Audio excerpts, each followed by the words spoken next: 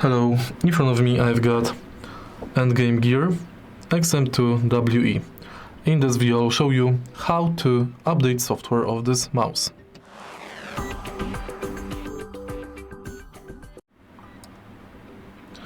To update the mouse software, let's go to endgamegear.com and downloads.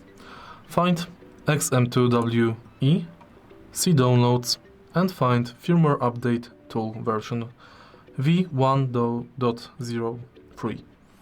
Download it, open it and install it.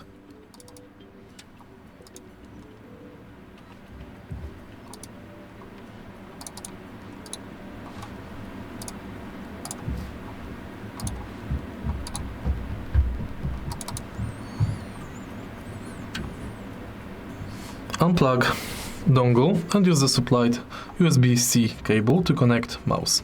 Then proceed.